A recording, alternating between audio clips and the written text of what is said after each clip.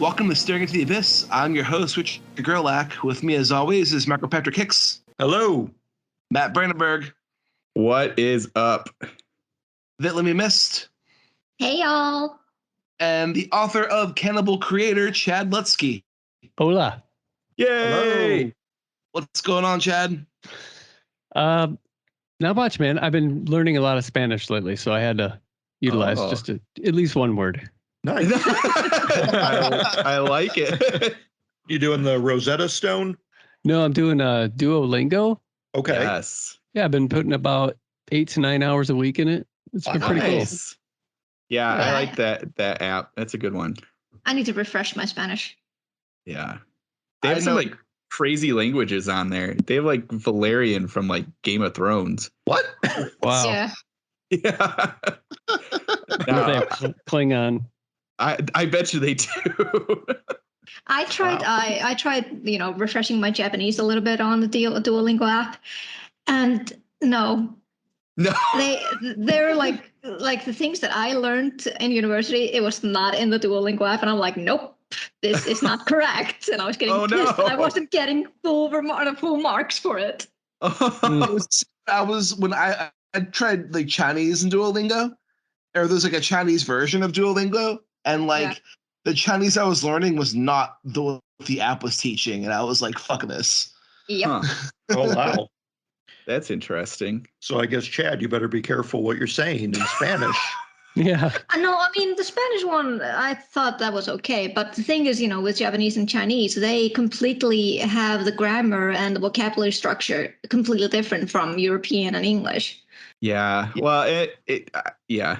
And having to because I have to do translation stuff for work, and it gets very tricky when you start doing certain languages like that because of just context and the way where you're like if it's simplified or traditional and all that stuff. It's tricky. It's a little trickier. At least with the European languages, it's pretty like straightforward.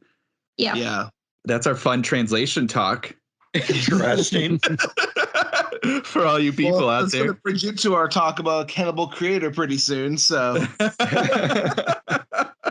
go from Spanish to Italian inspired. There you go. It's like Columbus. Well.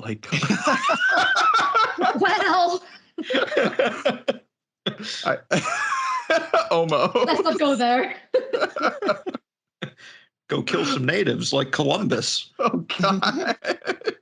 Oh, boy. So for our weekly rundowns, I actually don't have much to discuss this week. It's been a pretty busy week for me. Yeah.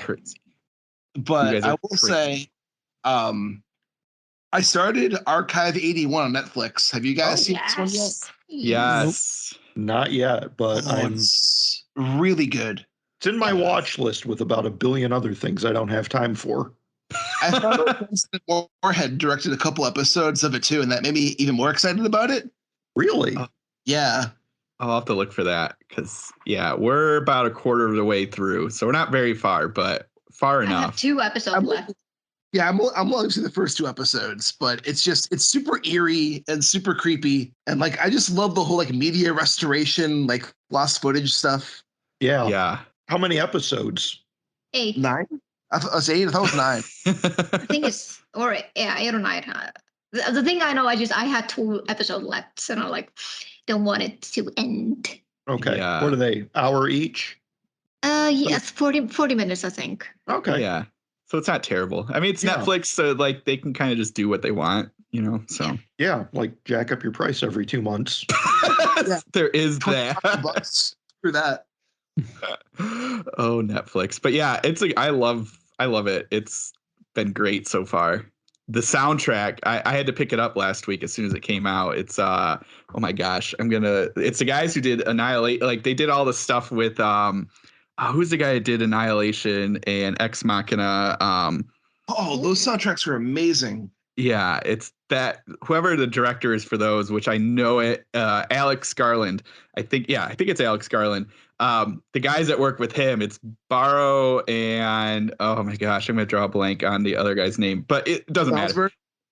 Yeah, the score is absolutely amazing. It has this doesn't give any spoilers, but there's chanting in some of the episodes, and it has the like the weird like huffing breathing. Really? Yes, yeah. It's in that score, which is like, it's super weird because I always listen to like movie scores and stuff like that, and so I'm just kind of sitting there, and then you just hear this like, and I'm like, oh god, this is not good.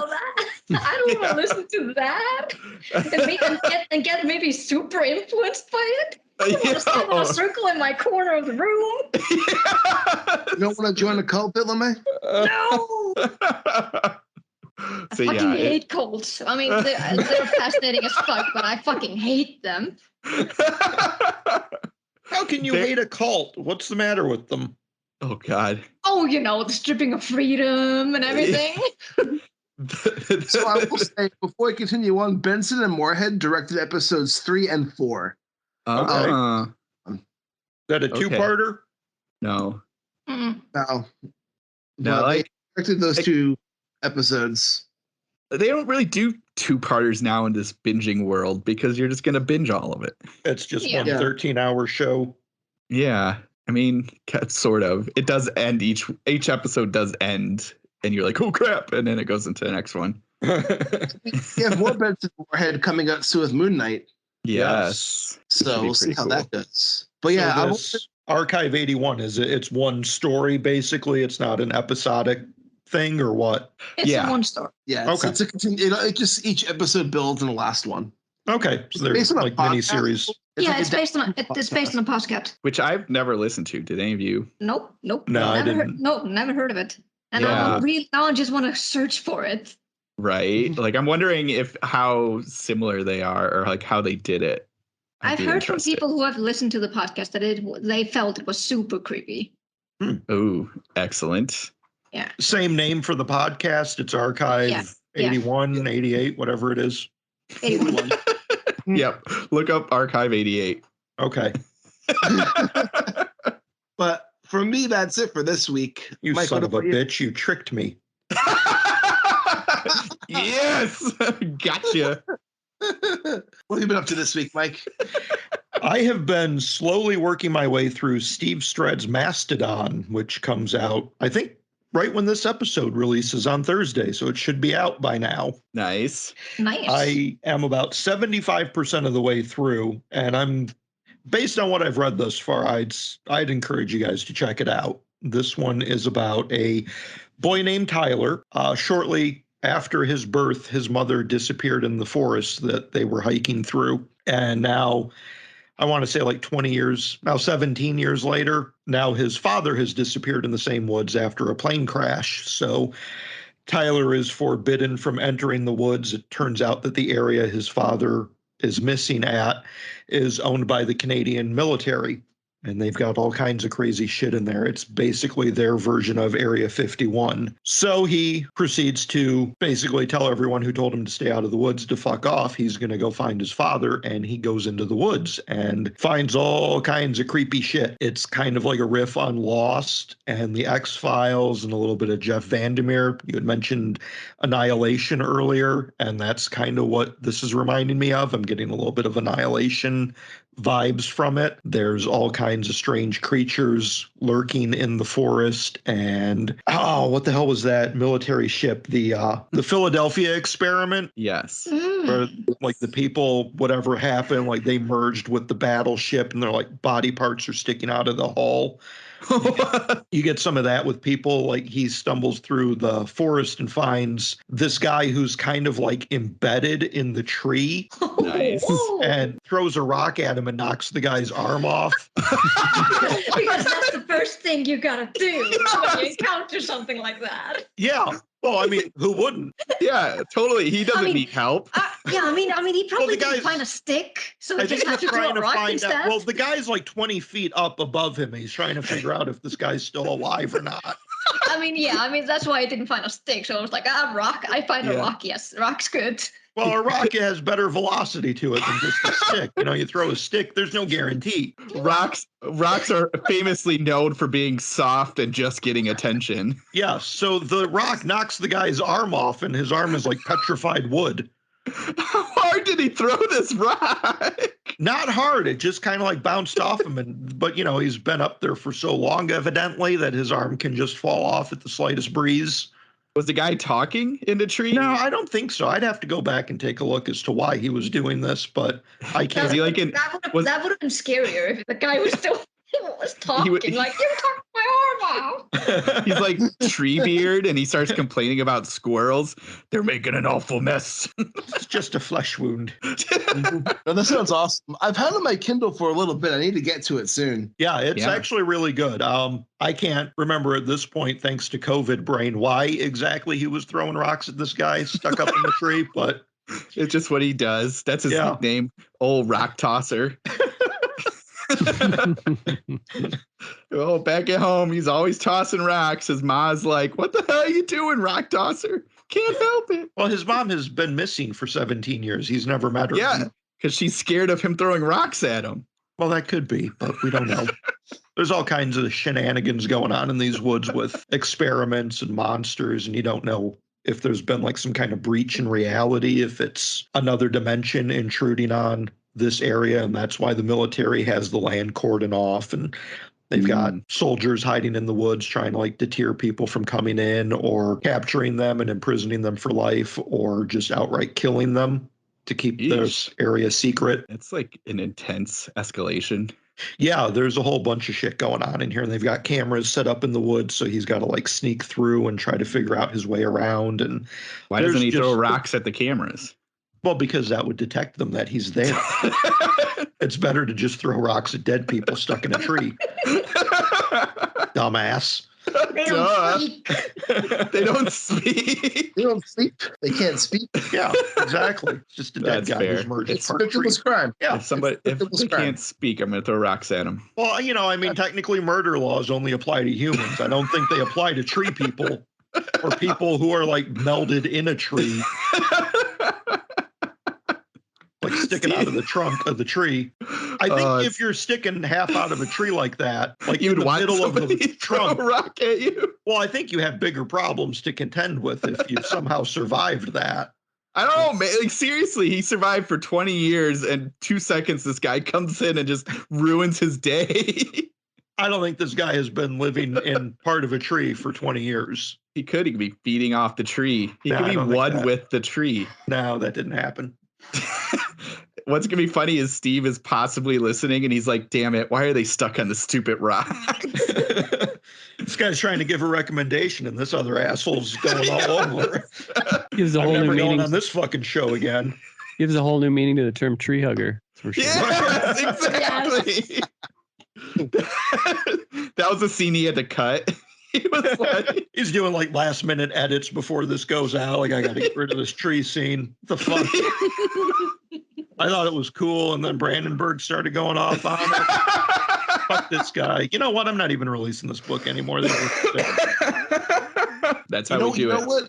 You know what Mastodon needs to have, but probably doesn't? Uh-oh. A guy having sex with a pile of leaves. No. Let's not go into that again. Only one. Oh, it happens? Oh, does it happen? No, but there is weird sex that I just got to in one of these scenes that is it doesn't involve leaves, but it's weird. It is weird. Was Chad right? This is a tree hugger? I think it sounds like a tree fucker. Am I right? Oh! All right. But that book does sound pretty good. I got to get to it soon. Yeah, apparently like I have just like a crap explanation for shit. So we'll just turn it over to Matt. No, that was a perfect explanation. Now I do want to read it. The cover is pretty sweet. But I'm trying to go back to find this tree part now. Maybe it's not even in there. You just made it up. No, it's in here. I just don't remember what the point was. And now you've got me all discombobulated. Well, while you're thinking, I did watch Archive 81, like we said, so I won't cover that. I've started reading, and there's no proper way to say this, Member by Michael Cisco. I can't say Michael Cisco's Member because that just doesn't sound right. So, you've been studying that vigorously all week. Is it How should I tattoo? What makes it unique? So Matt is just, he can't wait to get home and get his hands on Michael Cisco's Member. Every night at bed, he's just laying in bed with it. I can just a little bit longer. I can go a little bit longer. He's got to hold on to this Michael thing. Cisco's member every night. I'm a bit tired. Is it a hard read?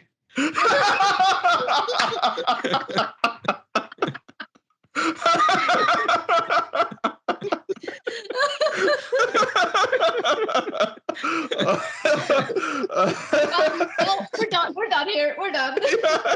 I can't wait until we tag all these authors. Come listen to our show. We talk about your book. Oh my God. So yes, I'm reading this book. It's really good. It was like to go down pretty easy. Did you feel satisfied afterwards? Every night. Is it really? It's hitting all the right spots for you. It's going up pretty nicely. I'm only 25% in. I can't wait till I get 100% in. So just the tip. Just the tip. Is it a chode or is it a long one? It's actually a pretty long one. So you just need more of Michael Cisco's member, is what you're saying. At first I thought it was going to be pretty short, but no, it's a lot longer than I expected. It's a pretty deep read, is what you're saying. You're in for the long run. Lots of girth. Yes.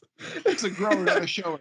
It's pretty in depth. You should always remember, Matt, though, it's not the size that matters.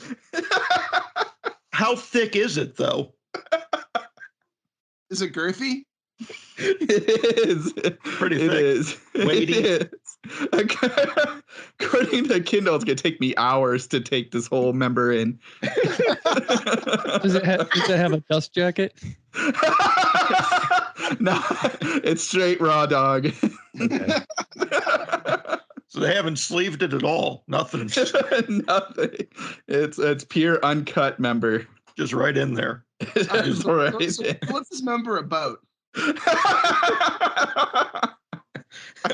don't even know anymore.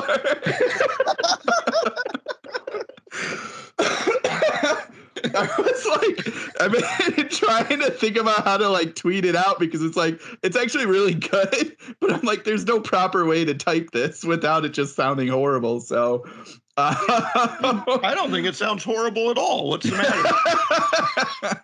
You just get on Twitter and talk about Michael Cisco's member. What's the problem? It sounds like it's very cosmic-y. It is. It's very dreamlike. He doesn't. It's a dreamy member. He does.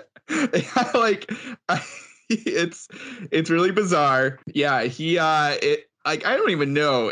Like I said, it's like this full dream thing, and basically the main character doesn't want to be a human being anymore, so he's doing everything in his power to not be like a human, but at the same time, he ends up kind of like stealing this bag that has stuff in it and becomes like this courier, but he's unclear on what he is doing. And he's kind of working like in this weird game for these officials and high regent people but none of them tell him the rules. So he's kind of very like just in this bizarre world. And at the same time, he just kind of goes off in these strange like dream landscapes. And so you're never really clear on what's happening in the book.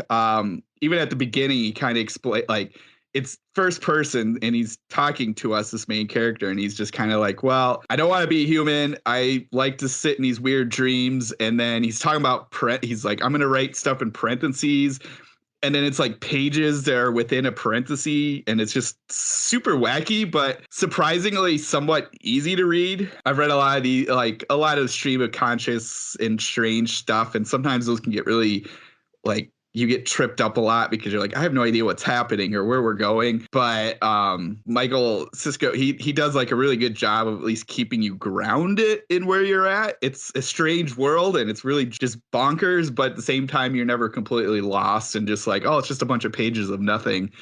There's always something happening. So yeah, it's really good. I read his short story collection, Anna Societies, last year and really dug that. So I'm happy that I can kind of start reading his longer stuff. Well, it sounds like he puts you in. Before you had to say that. It sounds like he puts you in some pretty good positions.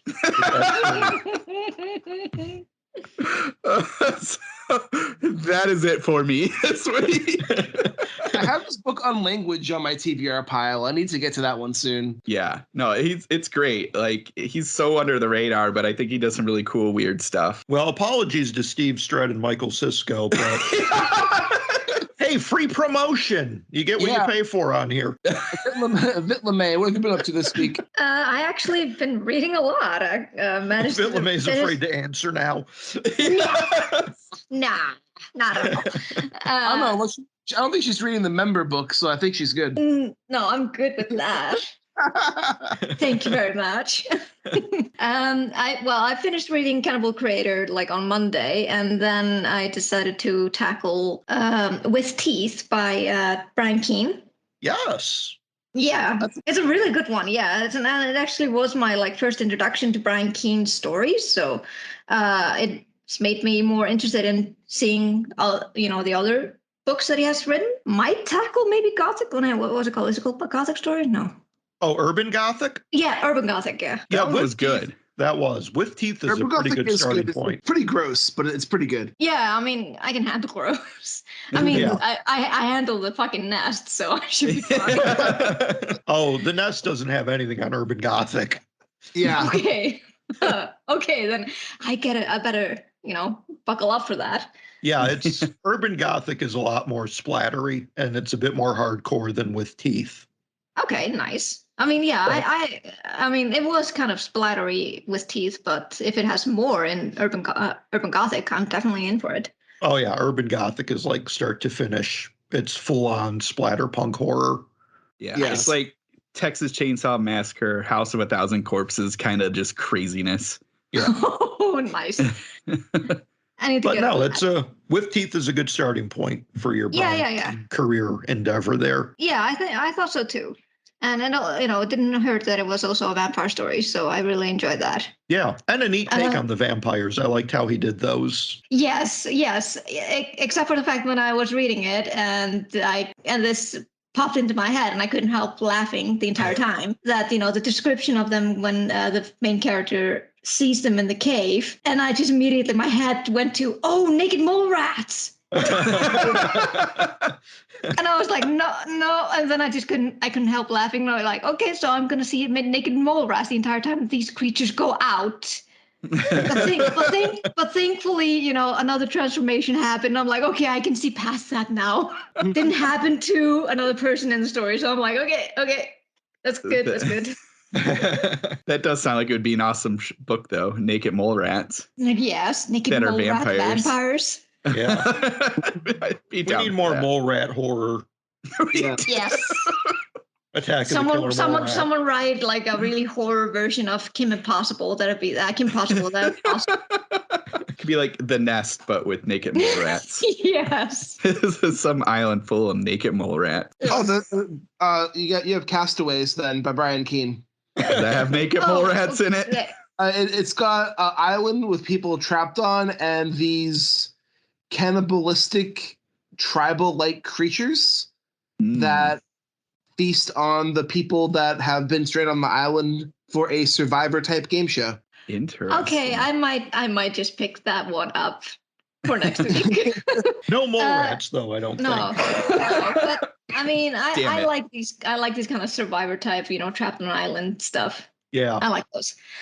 I also finished Almost Ruth by Tyler Jones. Very nice. Yeah, it's really, really good. I did have to skip one part in the story because it just got so tragic. And I was like, I'm not ready to cry yet. And I don't wanna, so I had to skip it up because it made me it made my head travel to places I didn't want to go. Oh. So I'm like, no, I'm not good for that. But then after I skipped that, it went into like, don't want to say cosmic horror, but it felt more like religion horror. Cool. Yeah, and it kind of like went into this like, is it real or is it not real? And he really wrote it really well, and it kept my attention the entire time, and it was really, really good. I really liked it. Nice. I need to read more Tyler Jones. I'm reading Criterion right now. It's also really good. That one's really, really good. Yeah, I'll be starting on that one shortly. And lastly, yesterday I saw that Netflix had Us available, and I was like, I haven't even watched Us yet, and I feel so bad that I haven't done that already. So I watched it yesterday. I love that movie. It's What so did good. you think? Oh, good. I'm glad you enjoyed it. Yeah, I really liked it. I especially loved the twist at the end. Yes, that was great. Yeah. And just the songs in it were so good and also really nostalgic. I was like, oh yeah, I used to listen to that when I was a teenager. Like popping my hat along, like, yeah. Then, the scary parts come, like, no. Like, don't ruin the fun for me. Yeah. Jordan Peele has a new movie coming out this year. Yes. I know. It's called what was Nope. it called? Nope. Yeah. But no one has any information on what the movie is about, right? No, all there right now is just the movie poster. Yeah, is it like a weather blimp or something?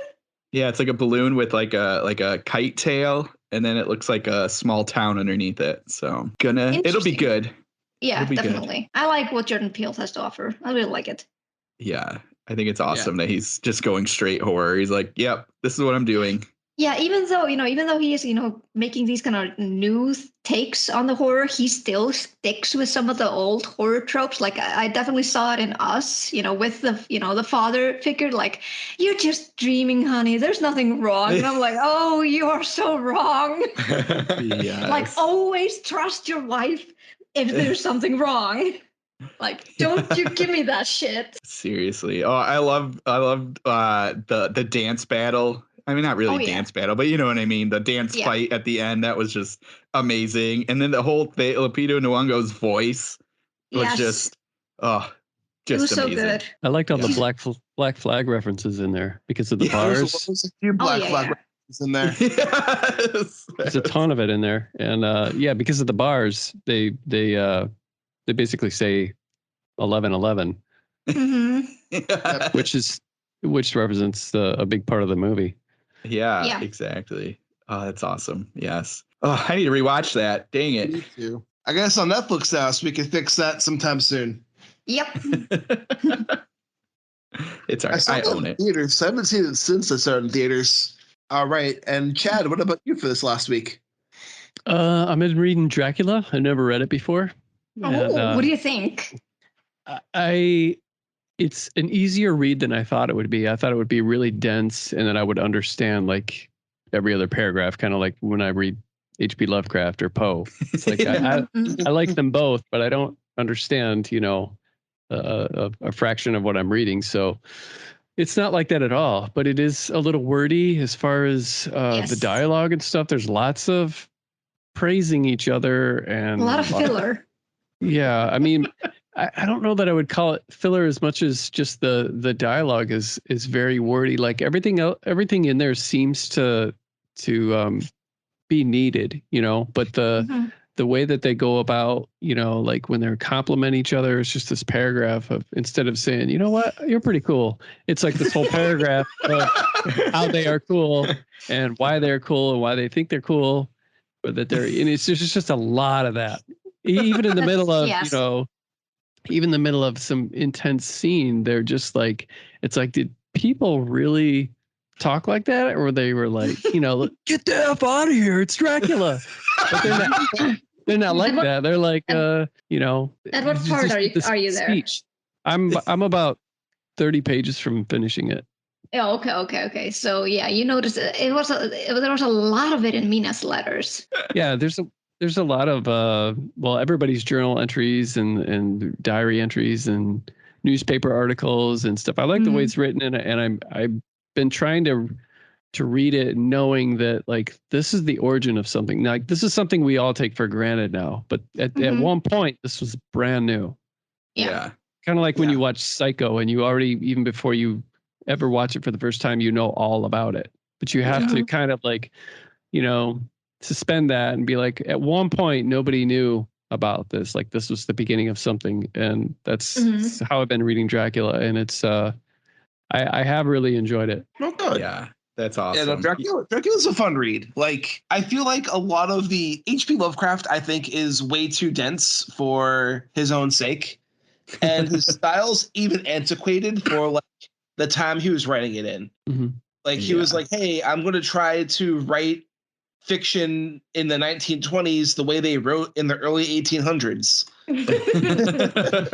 And like it just doesn't work in that way anymore. But no, Dracula, like a lot of Victorian novels like Dracula, or even like the Charles Dickens novels, like you'd expect them to be a lot more difficult to read than they actually are. I went on like a Sherlock Holmes kick a couple years ago, and I found the Holmes stories to be super breezy to read. Yeah, which surprised me.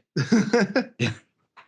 But yeah, I had to do that because I read a bunch of Poe earlier, or I guess last year, and kind of the same thing that you were saying with Dracula, is in like realizing that this is the start of a lot of things. So like now you kind of be like, okay, I get the gotcha at the end, or I kind of get this concept, but thinking about at that time, you're like, oh yeah, that's got to be horrifying to think about, like an old man and this crazy guy watching the old man, and then ends up burying his heart, killing him, and or like a chimpanzee killing, wandering around town killing people. It's like, I mean, not that we have a lot of chimpanzees killing people movies or books now, but at the time it was just like, oh god, that's gonna be horrifying.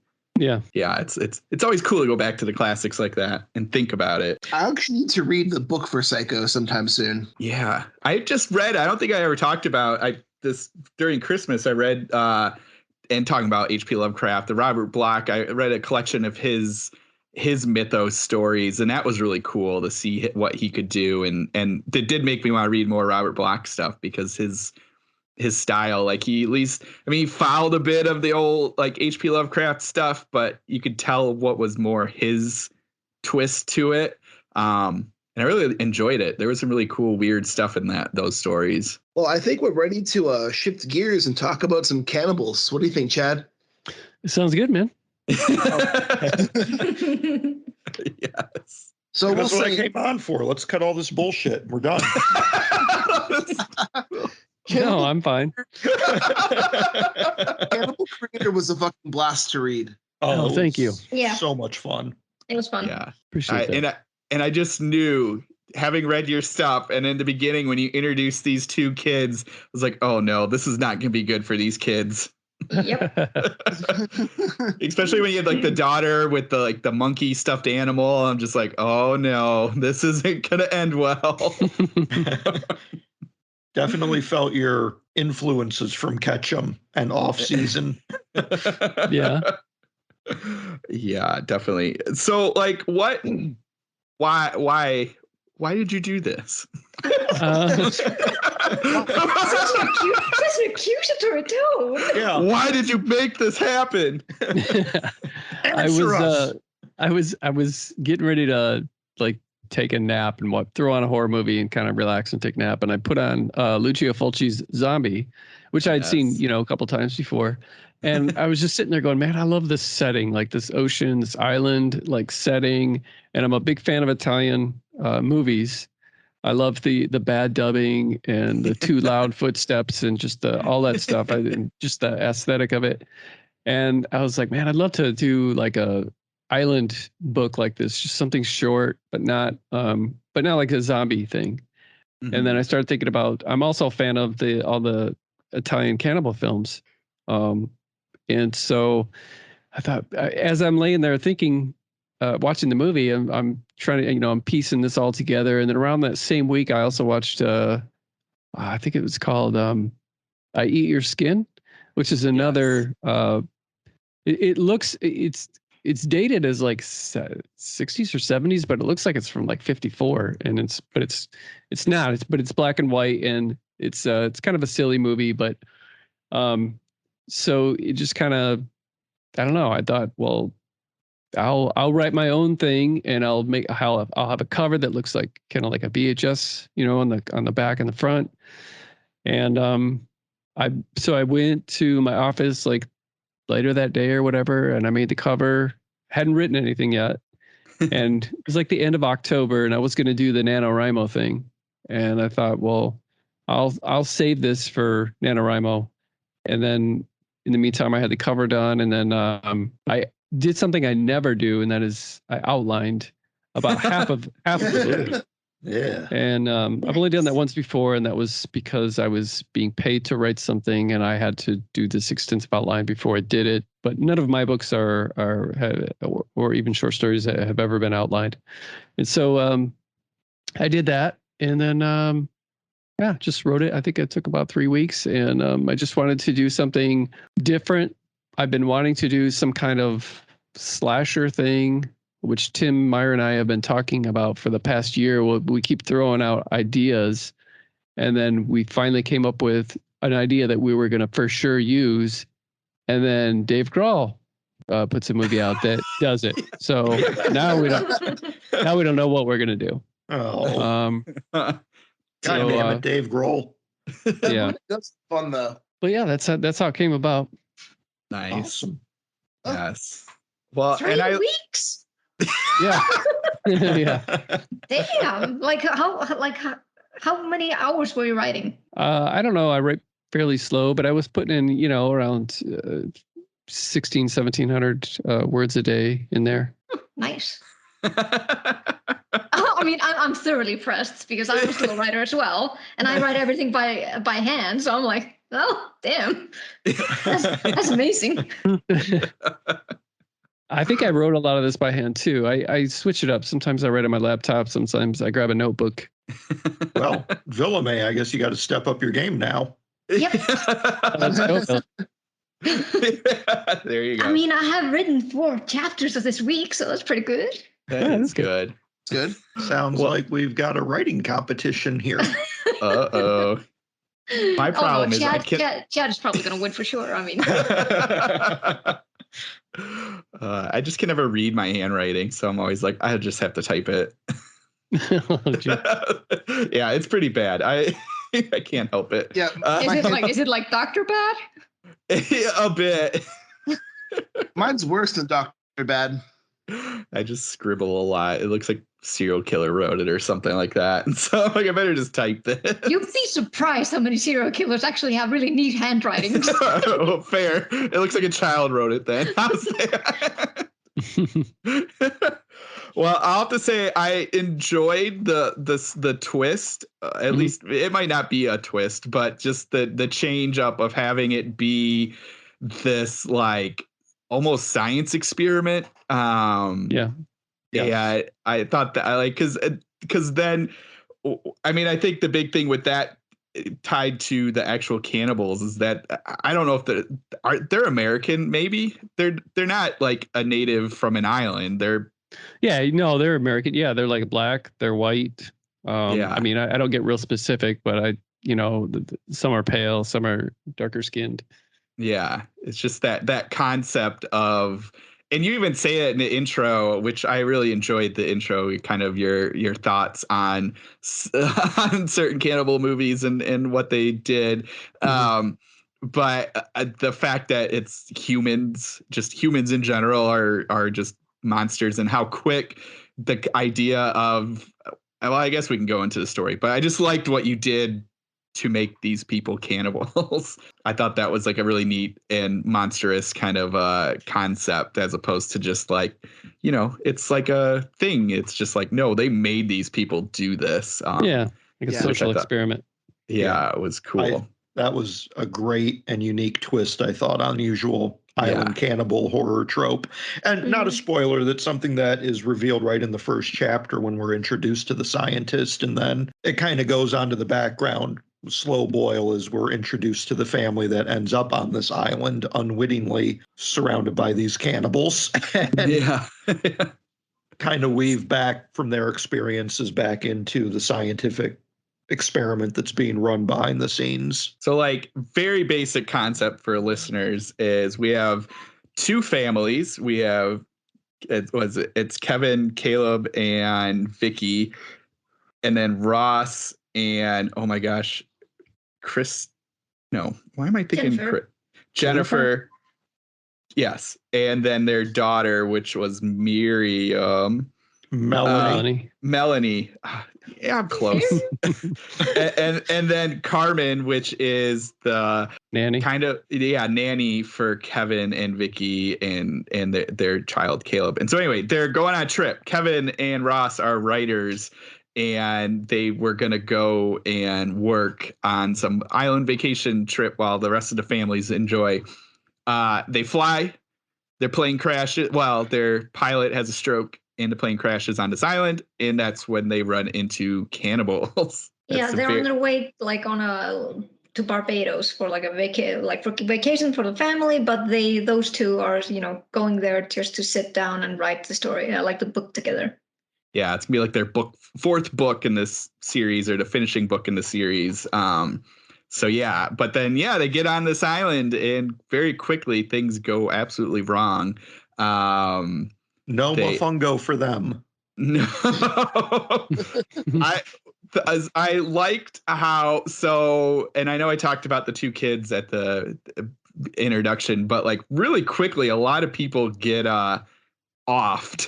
like you don't get especially I love that you set up this dynamic where Kevin and Vicky are having troubles in their marriage, and then you have Carmen, who you find out loves Kevin. And so when I was first kind of getting into them, you're like, oh man, this is going to be this trouble. Well, they're on this island trying to escape. There's going to be all this like inner turmoil. But nope, really quickly, we're like, that's not going to happen here. Yep. So honestly, we get the turmoil with the cannibals, which I thoroughly enjoyed. We get to see a little bit more of that group and what they're doing, and they're not just like shadowy figures stealing people. I really like that. We got a little insight into them, so we you didn't really get the feeling that they were total savages. It was just something that they were like put on, and they were like kind of forced upon, and this is their life now, and they have to live it as it is. Right. Yeah, I thought that was really cool. And just the concept that these scientists, the cannibal family, believes they're God and that they deliver food for them. And just like that, like biblical kind of concept of dad of the cannibals is Adam, mom is Eve, and then the kids are Noah, Abel, and Cain, and then they have two daughters. And so like you have this very biblical thing happening, and they're just there doing it, but at the same time they're being watched. All that like kind of behind the scenes of what's happening here, it was just so like intriguing and interesting of what they were doing, I guess. Like, and I don't if it needs to be cleared up, but I was just trying to figure out, was that the plan of this experiment from the beginning, was to see what would happen and make them cannibals, or did the two doctors kind of go crazy and then make them cannibals? No, the experiment was, to strip the island and create these cannibals. But as far as like having this godlike status and having it go to his head, where he kind of revels in that, that with one of the doctors at least, that kind of went to his head. Not to any kind of other extreme, just I guess maybe on a personal level. Yeah. And also, you kind of felt also this sinister feel about this social experiments, as we would kind of want to call it.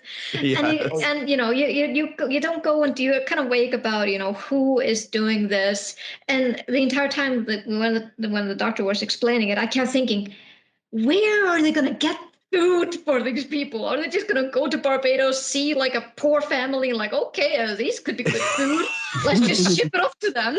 Yeah, I was actually wondering that too, because I was like, it's sort of lucky, not lucky that this plane crashed. And then I was trying to determine, I was like, where are the meat coming from?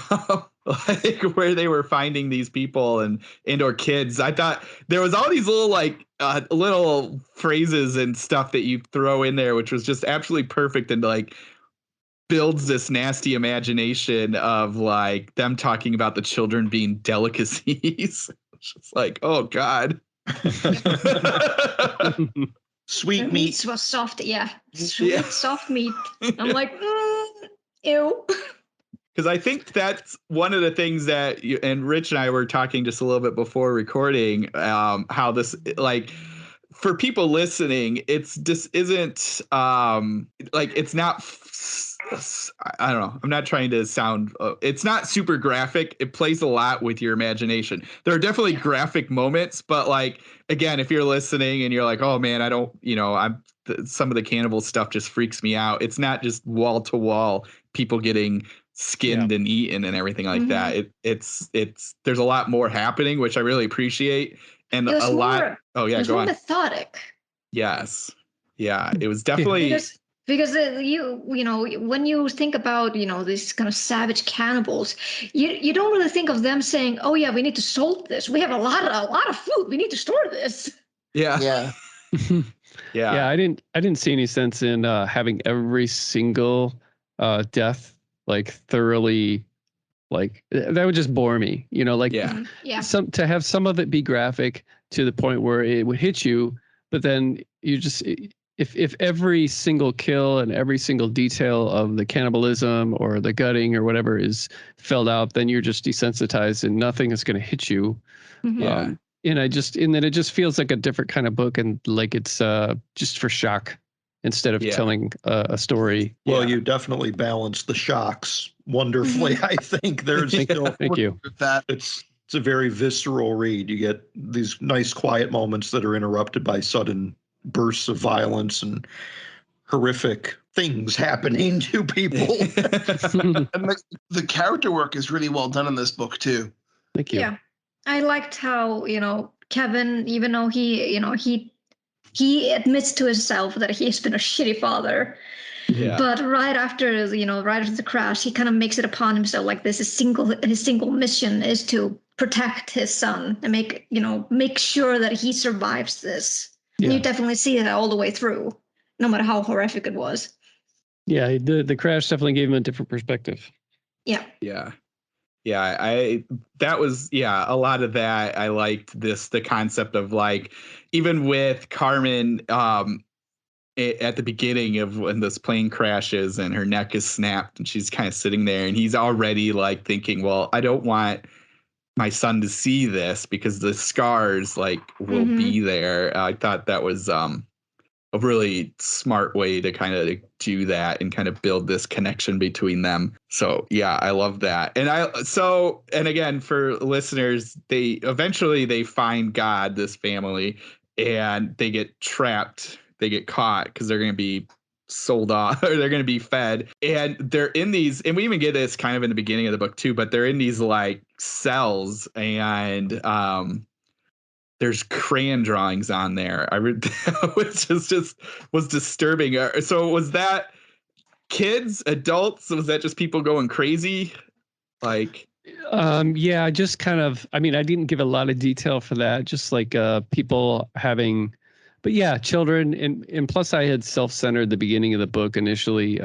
My wife read the first couple chapters and she said, "No, you can't put this in here. You can't put this one scene in here." So I thought about it for a while and I was like, yeah, you're probably right. And maybe it's too early for that too. But in that it might explain a little bit more about like the crayon stuff, but because it did involve kids, but or a kid.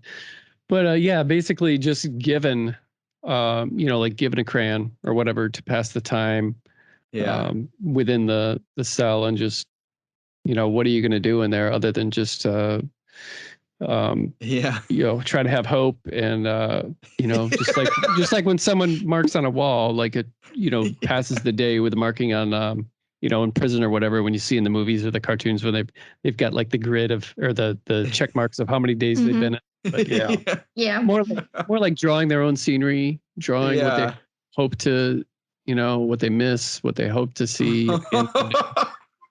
That's horrifying. It's like, oh, but at the same time realizing, no, that's horrifying. Yeah. It's like, oh, that's nice. They gave this kid a crayon before they're like, brutally murder him and feed him to cannibals.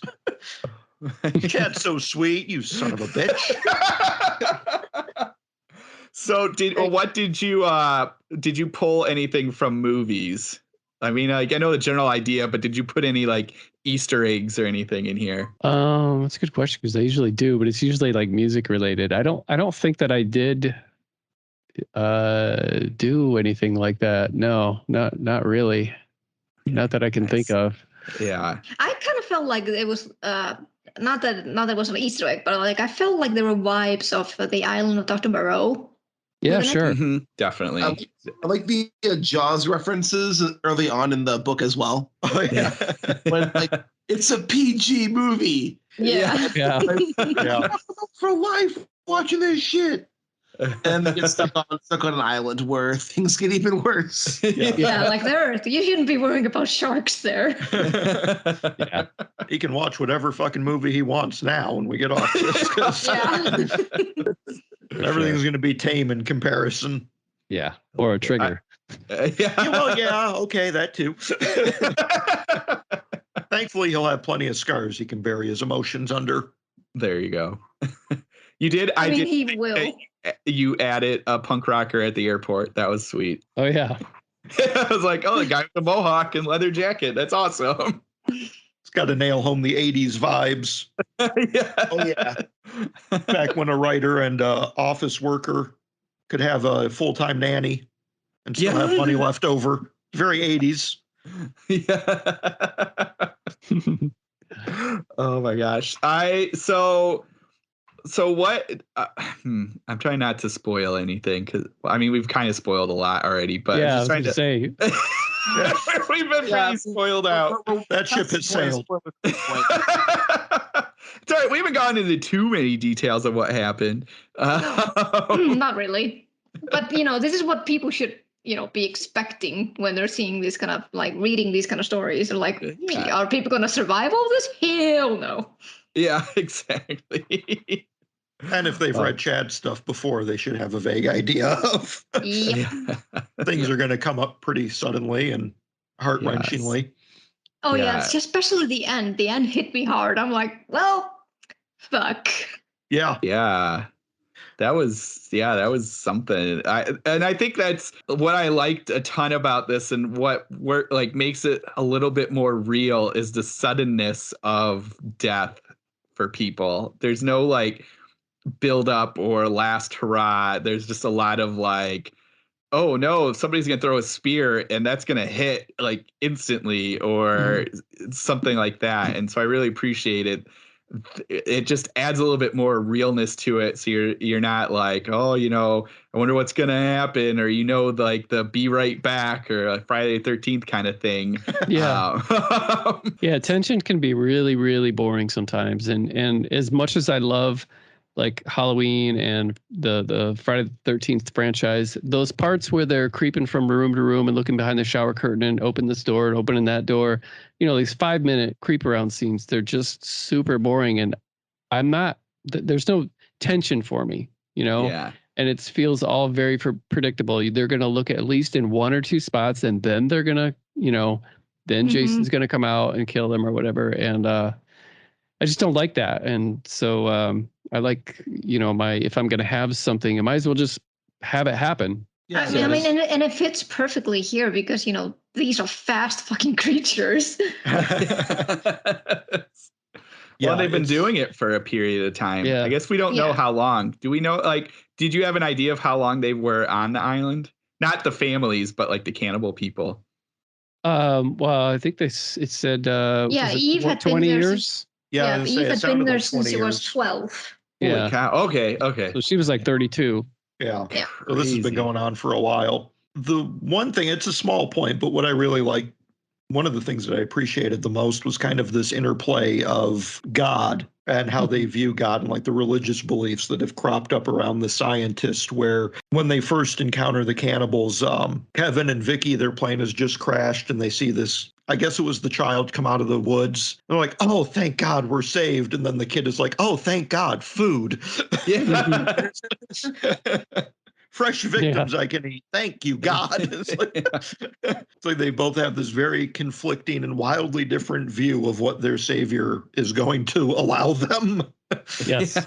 Yeah. No, I like that. And especially that adds then to the idea of like this, them wondering like, why did God give us so much? I thought that was like they couldn't quite figure out how, like they knew they had the salt to meat, but then they were still like, well, there's a lot. We don't know if we're gonna be able to eat all of this. Yeah.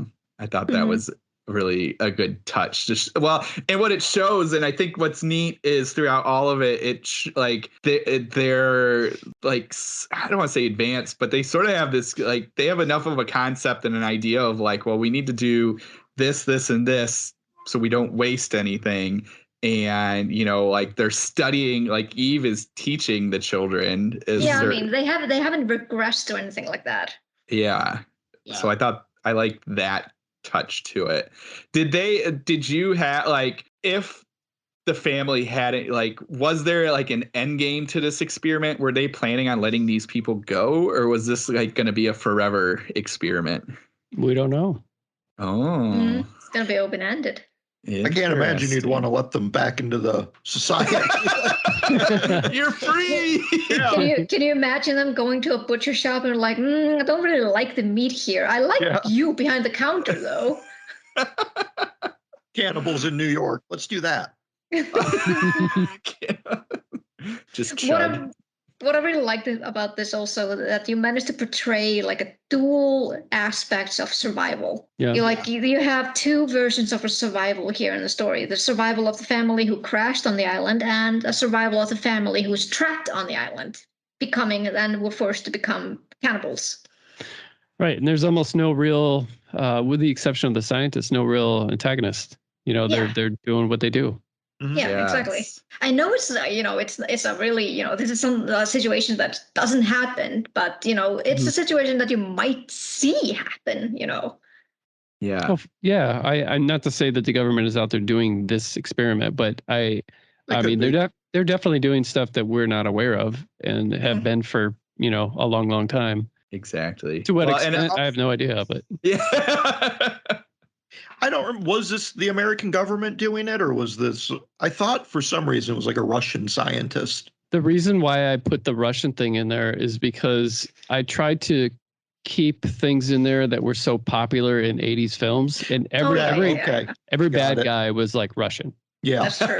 Yeah, so, that's true. We were terrified of Russia. They were going to blow us up, and they were probably terrified of us. They were going to nuke them. And so, yeah.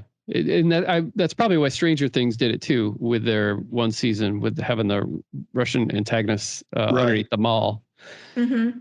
So I thought that, that's other than just having that, mentioning something about have one of the scientists having a Russian accent. It doesn't really go into detail, but it just felt, applicable, I guess. Right. Yeah. It's a very 80s antagonist. Yeah. Yeah. Well, and even just talking about that too, the nice thing is it's a pretty timeless story. I mean, besides like if it was now, they might have had cell phones, but that's an easy fix. But like it is, because like they're on an island, and this island is deserted to an extent. But like that was the nice things. Besides like the Russian thing and the stuff at the beginning, it was very easy to kind of like be like, oh man, this could happen anytime, which was like a neat feature to it, because again, like if we look back at like a lot of the cannibal films and stuff like that, they definitely were kind of to an extent set in that time just because of what they showed. But I thought this was like, it was cool because it was kind of timeless for most part. And to go back to kind of talking about the two survivor things, it did like in a small way reminded me of Island by Richard Lehman, which we had covered, but just that idea of like, not only are you trying to survive on this island, but then you have this like crazy group there too. And those are always fun, those survival kind of island stuff. It's just like adding that mix of like, well, not only are you just here and there's no vegetables, nothing else to eat, and salt water, but then you also have people trying to eat you, which was fun. I've never read Island. I own it, but I've never actually read Layman at all. It was something else. Yeah, Layman's an experience, just to say the least. Oh man, yeah. So yeah, no, this was awesome. I thoroughly enjoyed it. I appreciate that, man. Thank you. And one thing I also want to say too is like I praise the character work, but this book reads really fast. Yes, it does. Awesome. It's such a breeze to read, and I can imagine just the time it took you to write this must have been like a lot of effort because it's so smooth and it reads really nice. Thank you. Would you ever imagine a sequel to this? Yeah, you know what? I have actually toyed around with the idea. I mean, I don't know. It's one of those things where it's, if there was a demand for it or something, but even if there was, I don't necessarily think, people have contacted me about, are you going to make a sequel to Foster Homes and Flies? I'm like, why? The story, I told the story. There's nothing, there's nothing else to tell. So I'm not a big fan of doing sequels, but I have toyed around with it, and I have thought about, well, maybe I could, but then I feel like, would that ruin the end of the original book? Yeah. And you would lose that kind of ambiguity. Yeah. This book does have I like the way you wrap this book up at the end too. Thanks. Yeah, there are some neat threads that are left dangling with the powers that be behind this scientist that could definitely be explored. Yeah, for sure. Yeah. I might. We'll see. I mean, I'm not against, especially doing something like, this is different than, with the exception of some, pretty gory short stories I've written. This is different than what I usually do. I mean, it still sticks with like the human horror, but it's a little bit more, splattery and slasher-esque. Yeah. So, and less psychological. So to have something, it's a little bit more, I guess, fun and not to be taken quite as serious as most of my other stuff. So the idea for a sequel for an 80s Italian homage feels kind of, okay to do. Yeah. Yeah, it was a fun change of pace. I'm sure it was probably fun for you to write also. Kind of get away from some of the usual stuff and go with something a little bit more visceral and gory and bloody. It was fun, but it was not fun too. I remember at one point I was like, I'm not going to write something like this again, because it got me in kind of like a weird headspace, with all of the depression and like with the guy and his wife and his daughter and all that kind of stuff. And yeah, and I wanted to kind of push the envelope. I remember when I saw Halloween 2018, and toward the beginning, Michael Myers actually finally killed a kid. Yeah. And I got so happy about that, because I was like, it's anytime a book or a movie is just like, we're going to go there. It's like, great. Now this suddenly feels unpredictable. Now I don't know what to expect. And so I kind of wanted to do that too, but not to a point where it's just like, oh, this is just disgusting. But I didn't want people to feel safe. I mean, it has purpose. Yeah. Even though it sounds horrible to say that. But yeah, no, and that's kind of what I was, thinking with the sudden deaths of that and kind of what I was talking about. But you made it sound a lot better. I liked, because you are expecting one thing because you set us up that way, and then when you have other things happen, it does leave you a little bit more like, well, crap. Not only is no one safe, I don't know what's going to happen and where this is going to go. And that just, again, helped with it being a fast read, because then you're kind of like, well, I need to go a little bit further just to see. And so, yeah, I that was good. And they weren't all like filler characters, like these were all important characters in this story. They all had their purpose. And so then that added to that level of danger and unpredictability.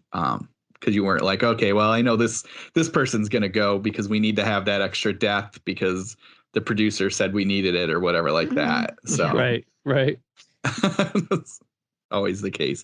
And no, hey, you know what? Again, going back to the beginning, your little intro, no animals. I don't think any animals were harmed in this. One. Oh, No. yeah. Well, not real ones, but Not real animals, no. You're forgetting about the pig, Matt. Oh, that's right. There's pig. Yeah. Chad's writing this book and killing puppies over the keyboard. The boar, and there's a couple birds and a snake. You got to throw that in there. You can't write a homage to Cannibal, the Italian Cannibal film, and not kill animals. That's very true. Oh, it's so true. I like first time Okay. I watched Cannibal Holocaust, and like I had to look away at the screen during the animal parts because it was just too much for me. This Yeah, is it's a why lot. I haven't watched that one. I'm like, nope, never. Oh, yeah. Yeah, and there's other ones that I discovered that do that too, and I was just like, man, I mean, I wanted to turn away, I didn't, but I first saw Cannibal Holocaust, I think in like '86, and I was not really that impressed, and then I saw it again about maybe 3 years ago, and it's a really good movie. Yeah. But it does has- that the animal stuff in there that just feels senseless, but the rest of it is great. Yeah. It has good commentary in the end with the movie as well. Like it's a really well made film. Yeah. I saw it for the first time a couple of years ago just because I had avoided it due to the animal stuff. Yeah. And I decided I might as well just give it a go. I've heard nothing but praise of this movie. I'll tough it through, and it's a really good movie. It's not as like the animal parts are fucked up. Besides that, it wasn't as bad as I thought it was going to be. Yeah, but it's still pretty gory. The effects are impressive. the Yes. effects are really impressive. I don't know if you guys know the story behind the everything that happened with the filmmaker going to prison and stuff. Yeah. Then they arrested him because they thought it was like an actual he actually did the stuff for the movie. Yeah, and he had actors like and the actors, they were given like they signed something, I think much like the kids from Blair Witch, where they couldn't like be seen in public and do any kind of promotional stuff. Mhm. And that was the same with this, because it was essentially like kind of like this found footage thing, and these people were supposed to have disappeared. And so when he was arrested and in jail, he had his lawyers finally, because he couldn't convince, I guess, the court that this was fake and not a snuff film. And so he had his lawyers contact the actors, and they had to come into court, and then they had to bring in like the special effects guy and show how they did like the impaled woman. And they had to demonstrate how everything was done until he could be set free. Oh, so wild. But did you watch any other movies to kind of study, or did you just kind of pull from your? Yeah, no, I didn't. Every time I try to do that, I find out that it's kind of feels like a waste of time. It's like that when you wanna, I don't know, you're like, I'm gonna write this kind of book, so I'm gonna read, like, I'm gonna write a Western, so I'm gonna read nothing but Westerns, and I'm gonna watch Western TV, and you find that you're spending most of your time doing like this research, and it almost most of the time doesn't really pay off. So no, I just went by. Plus, I didn't want a exact copy, everything. And I had on my Kindle, I had a copy of The Tribesman by Adam Caesar, and Yes. I didn't read it because I didn't know what his was about, and then so I didn't read it, and then I wrote my book. And then it seems like I saw a review of The Tribesman, and I was scared that because of something they said in the review, I can't remember what it was. I was so scared that I had written the same book and didn't know, but they're nothing alike. So no, you guys did a pretty different job. You guys both went in very different routes with your premises. Yeah, and I read his book. I ended up reading his once mine was, final draft was done and everything, and I really enjoyed it. Yeah, it's fun. Although I'll confess, I like your setup a little bit better with the scientific experiment versus the film crew. Although he had some neat elements with the supernatural, but we know you don't do that. Yeah, no. But yeah, I liked his characterization and stuff. I thought it was cool. But yeah, the supernatural thing, not that interested. But I like the way he did it. I was just saying, but I like the way that Adam did it. Yeah. I need to read Adam Seizure. I haven't read any of his stuff. There's another one I want to check out called We Eat Our Own, which kind of has the similar premise as Tribesman, about a film crew going onto this island. It sounds like it borrows from some of the lawsuit elements that you were talking about as well, where they kind of have to prove that they were there making a movie rather than killing their actors. We Eat Our Own is actually one of my favorite books. But it's more, I'd be interested to hear your opinion about it. Okay. It's pretty much, it focuses on the actors going into like the movie filming process, and then the directors facing a lawsuit after the movie. which is very much all inspired by Cannibal Holocaust. Okay. A decent portion of the book is in second person, though. So I would put that out there, just in case second person narration annoys you. Not like it does you. I love second person narration if it's done right, and this book did it very well. Second person narration is hard to do right, and like there's only 2 books I've read that have a large amount of second person narration that like really pull it off, and that's one of them. Okay. I've never read second person. Yeah, I can't think of any books I've read like that. You was written like that, right? Which one? The You series, Carolyn Kepnes, isn't her stuff written in second person?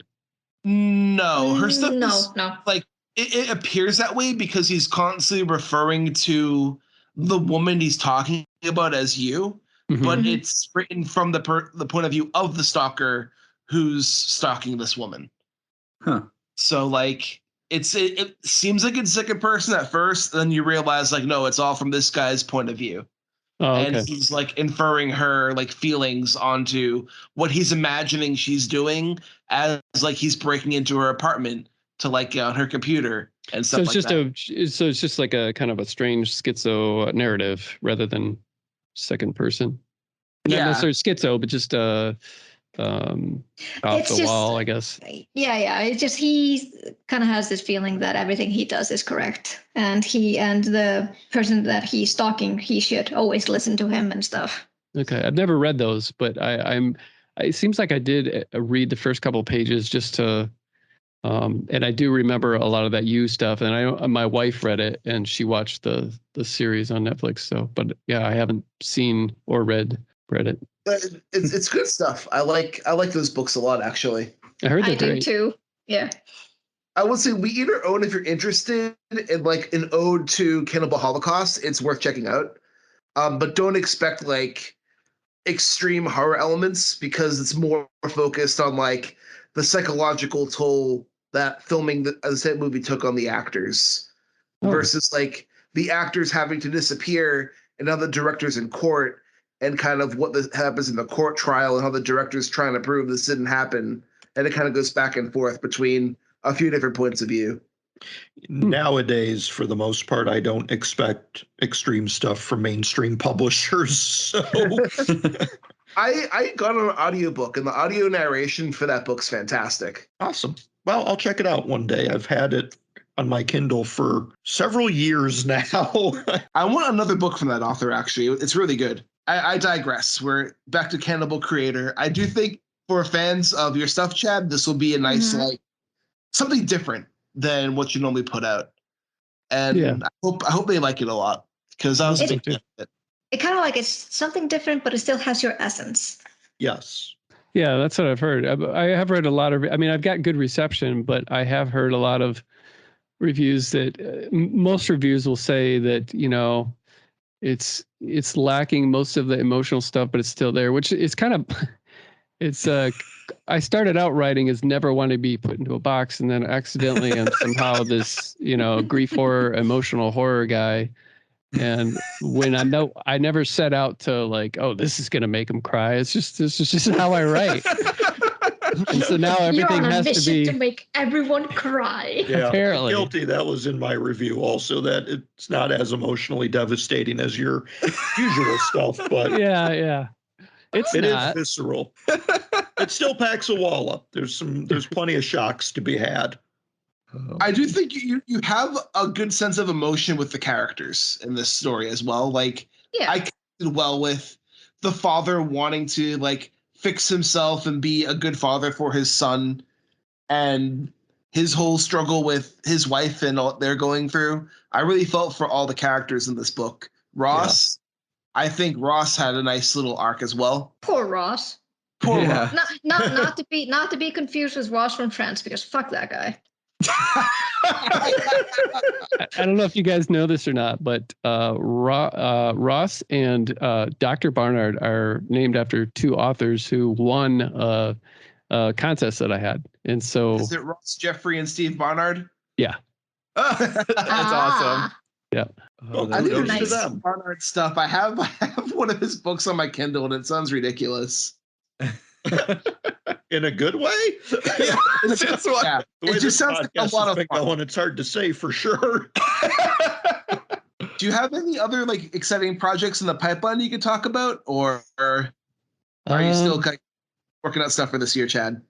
No, I got at least 4 more books coming out this year. Wow. Dang. Wow. I think the earliest one will probably be spring, and that's not it's not even written. So but I have the cover for it, much in the same way, 3 months ago, Cannibal Creator wasn't written. So, and then the next one will probably, I think is going to be, I wrote one of those splatter westerns for Death's Head Press. Nice. Oh, nice. And that's called How the Skin Sheds. And that will be out, I think, in June. And then I have Is Justin doing the cover for it? I can't comment on that. Uh-oh. Ooh, a little shakeup over there, maybe. Guys, I didn't say anything. Yeah, Behind the scenes drama. You heard it here first. No, I didn't say that. Oh my. I'm sure it's going to be an awesome cover. I'm sure it's going to be awesome. And then, and God, you guys, why'd you ask that question? Get me all. No drama. Anyway, sure. And then Crystal Lake Publishing asked me if I wanted to collaborate with 2 other authors of my choosing to do novellas, like a 3-author novella where we all write our own thing, and if we wanted, we can intertwine them, which we did. Nice. And so I chose Robert Ford and John Bowden, and that will be out later this year. And then what was I got a short story collection coming out through Silver Shamrock, and then but the first release will be self-published. And then I did send a book to Tor Nightfire last June, and I guess they said it could take up to 9 months. So if they don't want it, I am probably going to self-publish it, or I do have another press that if they're not going to take a year, then I might, because I'm big on that. It takes so long to get a year, but when you're self-publishing, and if you can do everything they could do anyway, then, why wait a year or 2 to get the book out? So, yeah. But I don't know. We'll see. So yeah, at least 4 books, most likely 5.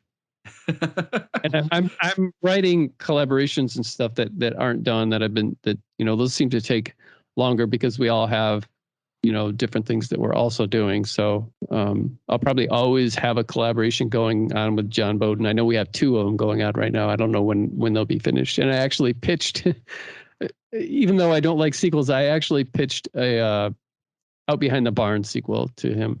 Oh, recently. nice. Nice. Awesome. At first I was like, what do you think about a sequel? He's like, no way. And I was like, well, hear my pitch first. And then after he heard my pitch, he's like, well, we could also do this. And so I think he's a little bit more open to it, but we'll see. I don't know. But we've got 2 other things that we've been, dipping into here and there. Nice. Very cool. Awesome. Looking forward to it. Tor always takes forever from what I gather. It's always like a year. Well, I hopefully, for me, that would be worth the wait. I know that they have a pretty good reach. They put out some books that we've all seen everywhere, whether you enjoyed those books or not. One in particular has really gotten mixed reviews, but I mean, they're being seen and they're being sold. So yeah, it'll be worth the wait. All over the place. Yeah. Indeed. And Chad, where can listeners get in touch with you? Just chadlutzke.com. All links are there if they wanted to message me or look at books or follow me on Instagram or Twitter or any of that social media junk, then it's all at the website. And I have a podcast with author Jason Brandt called Leading Page Podcast. All about self-publishing. Yeah, self-publishing horror and dark fiction. Oh, very cool. Nice. And Matt, where can listeners get in touch with you? You can find me on Twitter at BrandenburgDM. And Vitlame? You can find me on Twitter as Vitlame S, and you can also find my booktube channel, Fanged Pipsqueak Reads. And Mike? You can find me on Twitter at MikeH5856 or head over to Amazon and pick up some of my books. You can follow me on Twitter at Rudy53088 and make sure to follow Abyss at Into Staring. And tune in next week as we discuss the Tyler Jones novella Criterium. And this is Richard Gerlach saying keep staring.